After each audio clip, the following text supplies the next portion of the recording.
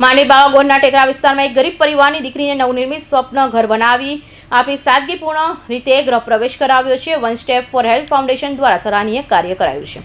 માંડવી નગરના બાવાગોર ટેકરા વિસ્તારમાં રહેતી એક ગરીબ પરિવારની દીકરી માટે બનાવવામાં આવેલા નવનિર્મિત સ્વપ્ન ઘરનું ગૃહ પ્રવેશ કાર્યક્રમ આજ રોજ સાદગીપૂર્વક અને ભાવપૂર્વક વાતાવરણમાં યોજાયું હતું. આ ઘર છેલ્લા ઘણા દિવસોથી વન ફોર હેલ્પ ફાઉન્ડેશન સભ્યો દ્વારા ચાલતી મહેનત અને સમાજના દાતાશ્રીઓના સહયોગથી તૈયાર થયું છે.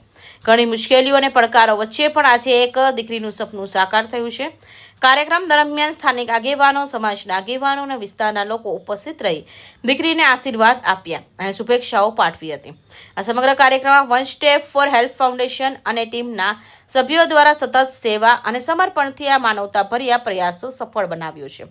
ખરેખર આ માનવતાભર્યા પ્રયાસને આવકારી માનવતાનું ઉત્તમ ઉદાહરણ ગણાવ્યું છે અને આવા સેવાકીય કાર્ય ટ્રસ્ટ દ્વારા થતા રહે એવા ખૂબ ખૂબ અભિનંદન પાઠવ્યા હતા. One step for help foundation જે માંડવીમાં સતત અનેકો સેવા કરી રહી છે, તેમાંનું એક પ્રથમ પગલું અમારું માંડવી નગરમાં બાવાગરના ટેકરા ઉપર કૃપાલી નામની એક દીકરી 16 વર્ષની જેવો અનાથ હતી.